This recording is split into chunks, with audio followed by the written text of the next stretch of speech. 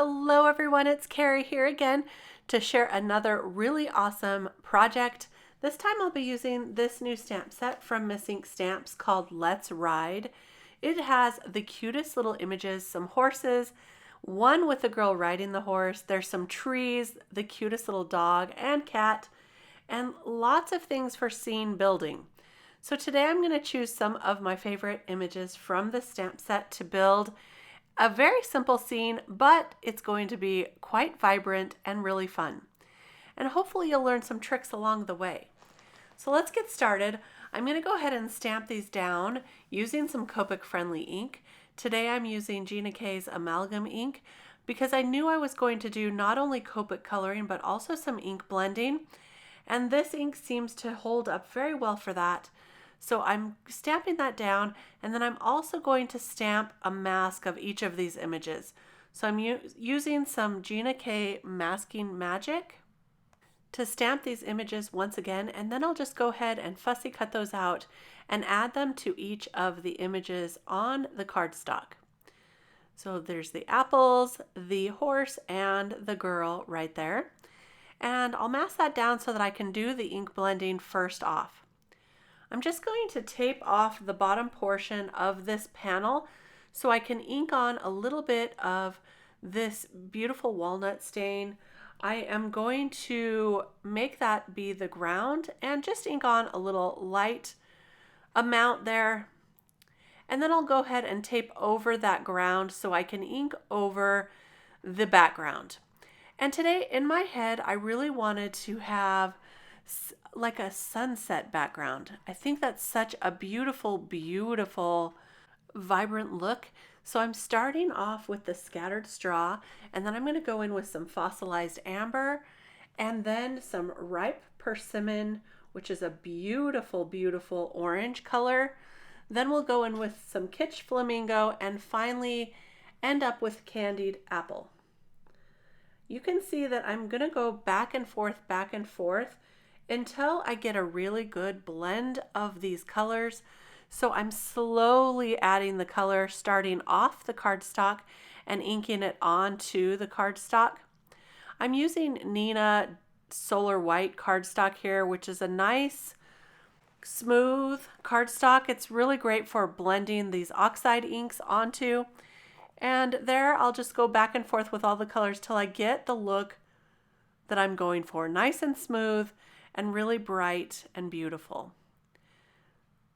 So once I get that, I can go ahead and take off these masks, but then I remembered, wait a minute, I want to add a little bit of a sun to the background.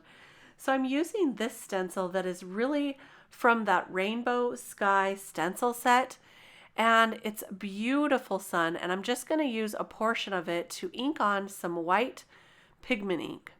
And I have this special brush that I have set aside for only white pigment ink, and I use these brushes for the oxide inks as well. So I have a separate set for oxide inks that I like to use that I don't use on regular other distress inks or other dye inks. So now I can remove all those masks, and you're going to see this beautiful sunset, and now these images are ready to color. So I'll just use my tweezers to get that started and pull those masks off, and look what a fun look we get with that background. So I'm going to use my Copic markers again to color this, and I started by coloring those apples, but I thought I would leave in the coloring for the horse because I really wanted to have a bright, beautiful horse image here.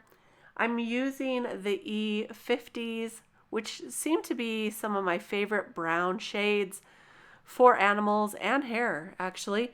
So I'm going to use the E50s on his mane. And I really wanted to turn this into an Appaloosa horse, which those have spots on them. And they can be almost any color. There's lots of different colors. There's gray and cream colored ones. There's lots of different colors. So today I thought I would go a little bit with a brown, kind of warm gray shade. So for the mane and the tail, I'm using those browns. And you can see how I'm just easily feathering those in together just to make this horse really shine in that evening sunset sunlight, right? It's so pretty. So I'll finish up the tail on this, and all the colors I have listed up there on the screen. Hopefully you can read those. And then I went ahead with some warm grays and colored in the entire body. The warm grays have more of a warm kind of brownish tint to them, so that's why I thought they would work really well for what I wanted to do. Then I'm going to go ahead and color the hooves up as well using warm grays. So I'm sticking to a lot of the same color palette for my horse with browns and grays. And then we're going to go ahead and add those spots on. Now the spots on my horse, I didn't want them to be really stark and obvious. I wanted them to be more blended in with the body, like I feel like the spots on a horse would be. So what I'm going to do is start by adding a few just random kind of spots with the W5 marker.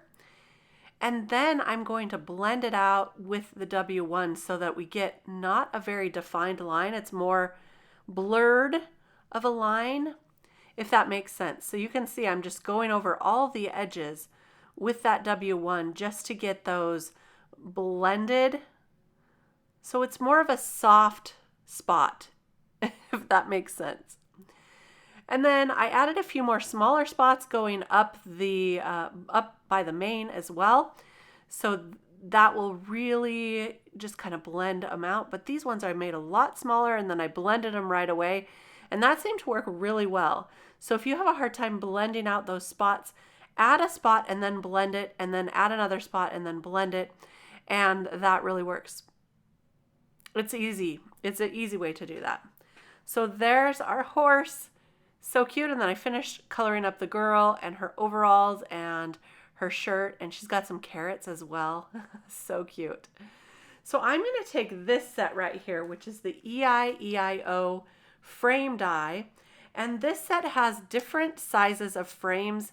And the outside one is a straight frame. Then we have that scalloped frame, and then the inside frame. And then there's one that has dots on it. So you could frame this up any way you want with multiple layers. In fact, I'm also using this Eieio placement guide that I'm going to use with the alpha set that comes in that Eieio frame die.